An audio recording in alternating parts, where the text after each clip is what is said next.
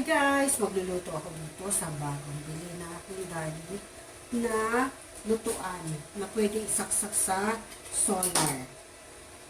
Try natin kasi pwede ito mag-isa dito. Kaya mag-isa tayo. Pero nilaga yung aking lulutuin.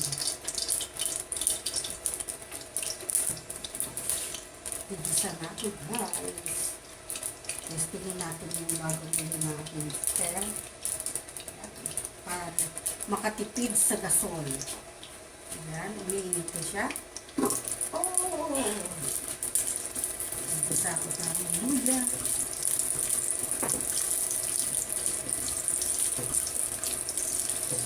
Diretso natin dito na nilalaga.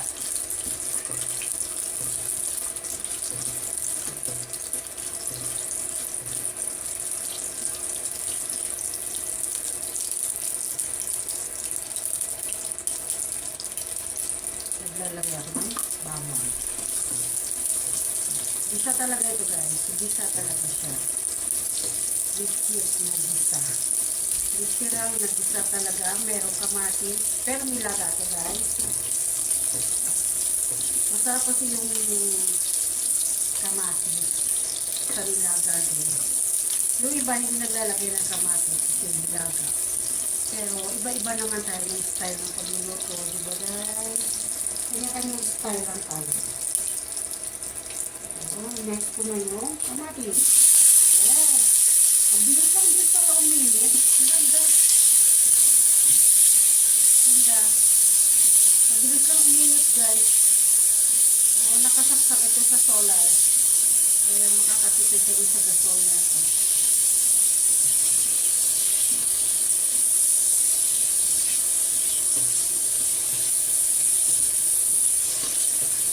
Next ay sibuyas. Diba kaya maraming sibuyas? Ito nilaga. Maraming sibuyas.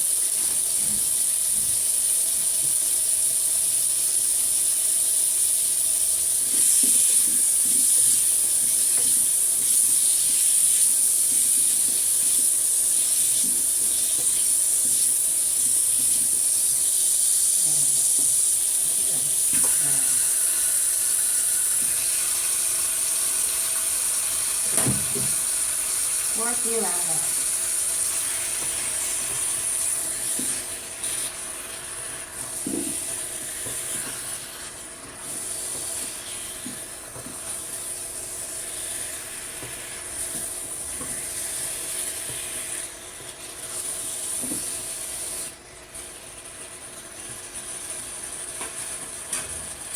Sabay ko na rin itong patatas guys.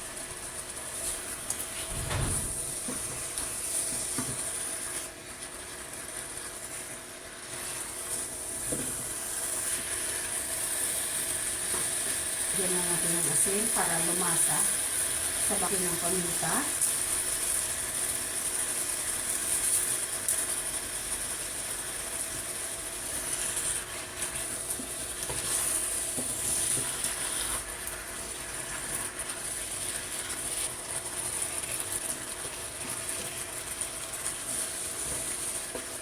Halo-halo din natin.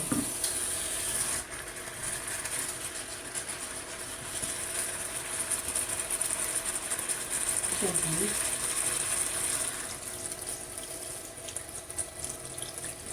Ganyan mo muna, baka mapa. At takpan.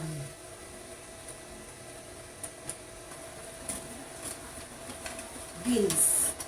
Bagay beans.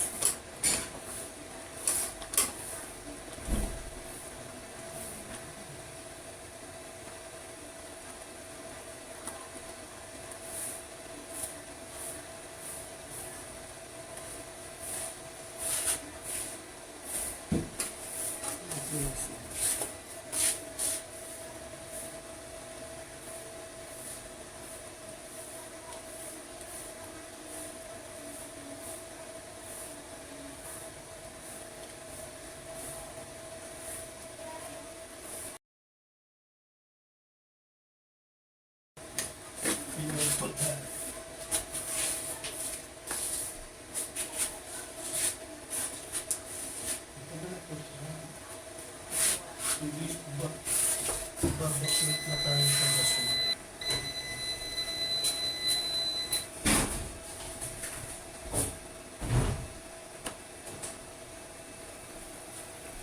Yan na nga guys.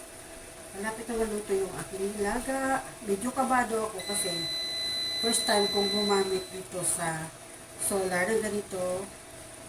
Siyempre, parang pressure cooker din siya guys eh. Kaya natatakot ako baka muna mas sumabog. Gano'n na.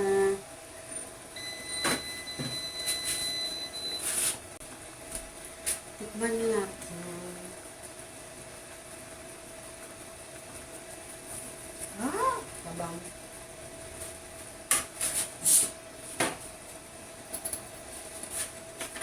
Asinan. Yan. Tapos, ilagay na natin yung kapalasa. Ilagay na rin natin itong repolyo.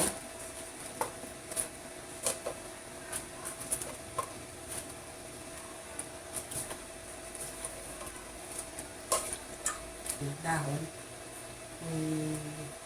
Cabbage. Okay. Yan na guys, malambot na yung ating gulay. Madaming intermission ng bread guys.